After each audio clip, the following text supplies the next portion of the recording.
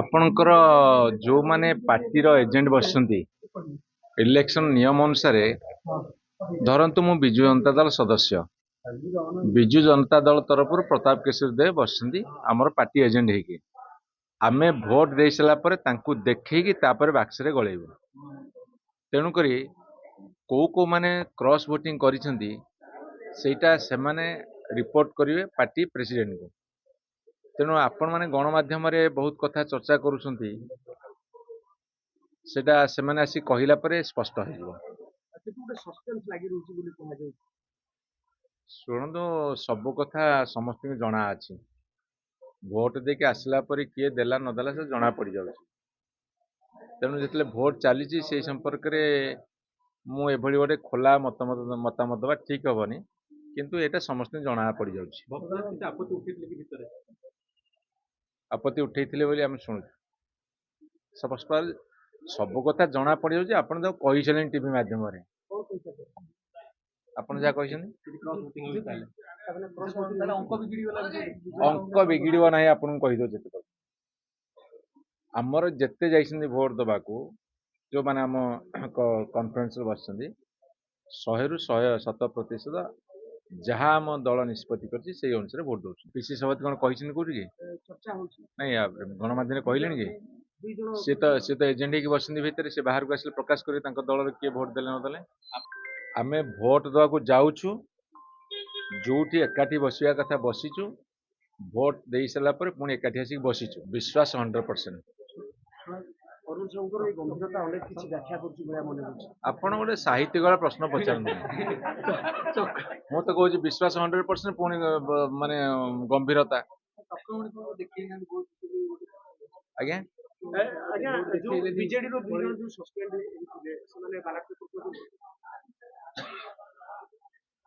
ଯୋଉମାନେ ସସ୍ପେଣ୍ଡ ହେଇଛନ୍ତି ତାଙ୍କ ଭିତରୁ ଭୋଟ ଦେବାକୁ କିଏ ଆସିଥିଲେ? ସୋନାରାମ ମାକୁଡା ଦେଇକି ଯାଇଛନ୍ତି।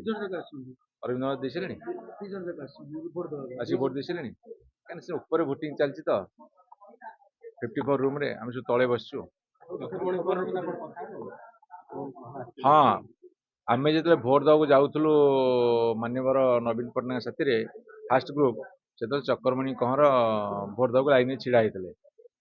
ମୁଁ ପର୍ଟିକୁଲାର ତାଙ୍କୁ କହିଲି ବିଜୁ ଜନତା ଦଳର ଯାହା ନିୟମ ଅଛି ବା ଯାହା ଡାଇରେକ୍ସନ ସେ ଅନୁସାରେ ଆପଣ ଭୋଟ ଦେବେ। ସେ ହଁ କଲେ। ସେଇ ଭୋଟ କେନ୍ଦ୍ର ଆଗରେ ଏତେ କଥା ପଚାରିବାକୁ ସମୟ ନଥିଲା। ଭୋଟ କେନ୍ଦ୍ର ବାହାରେ ଦେଖାହେଲା। ମୁଁ ତାଙ୍କୁ କହିଲି ଯେ ବିଜୁ ଜନତା ଦଳର ଡାଇରେକ୍ସନ ଆପଣ ମାନିକି ବିଜୁ ଜନତା ଦଳ କଥା ଅନୁସାରେ ଭୋଟ ଦେବେ। ସେ ହଁ କଲେ। ଦେଖନ୍ତୁ ଆମର ଯେ ଏଜେଣ୍ଟ ବସିଥିଲେ ସେ ଆସିକି କହିବେ। ଆପଣ ବାହାରେ ରହିକି ଏତେ କଥା ଶୁଣି ପାରୁଛନ୍ତି, ମୁଁ କଣ କରିବି? ଆପଣ ଧୈର୍ଯ୍ୟ ଧରନ୍ତୁ। ଏଜେଣ୍ଟ ପୁଣି ଆସି ରିପୋର୍ଟ କରିବେ କିଏ ଦେଲେ ନଦେଲେ। ଭୋଟିଂ ଚାଲିଥିଲା ବେଳେ କେମିତି ଏଜେଣ୍ଟ ବାହାରକୁ ଆସିନାହାନ୍ତି? ସେ କହିନାହାନ୍ତି। ଏଜେଣ୍ଟ ମନା କଲେ ଜଣେ ଭୋଟ ବାକ୍ସ ଭିତରେ ପକେଇ ପାରିବ ନାହିଁ। କଣ ହେଇଛି ନ ହେଇଛି ଭିତରେ ଆପଣଙ୍କୁ ଧୈର୍ଯ୍ୟ ଧରିକି ଅପେକ୍ଷା ପଡ଼ିବ। ଅବଶ୍ୟ ଉତ୍ସୁକତା ଅଛି ଆପଣଙ୍କର, ଆମର ବି ଅଛି, ଆପଣଙ୍କର ଅଛି, ଓଡ଼ିଶାବାସୀଙ୍କର ଅଛି। କିନ୍ତୁ ସେଇଥିପାଇଁ ଆଉ କେଇ ଘଣ୍ଟାର କଥା, ଟିକେ ଅପେକ୍ଷା କରିଗଲେ ଭଲ ହବ।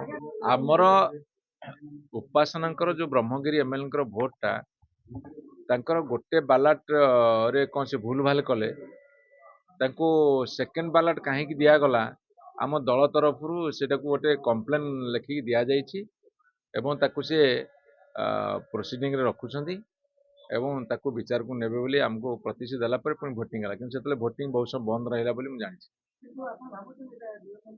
ନାଇଁ ଆମକୁ ଯେତେବେଳେ ଟ୍ରେନିଂ ଦିଆହେଇଥିଲା କୁହାହେଇଥିଲା ବାଲଟ ଗୋଟିଏ ଦିଆଯିବ, ଯତ୍ନ ସହକାରେ ଭୋଟ ଦବ।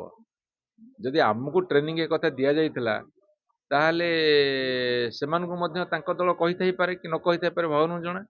କିନ୍ତୁ ସେ ସେକେଣ୍ଡ ବାଲାଟ ନେଇଛନ୍ତି ଏଟା ସତ୍ୟ, ଯାହାକି ଗୋଟେ ସମ୍ବିଧାନ ବିରୋଧୀ, ଆଇନ ବିରୋଧୀ, ନିର୍ବାଚନ ଆଚରଣ ବିରୋଧୀ ବୋଲି ଆମକୁ ସ୍ପଷ୍ଟ ପ୍ରତୀୟମାନ ହଉଛି।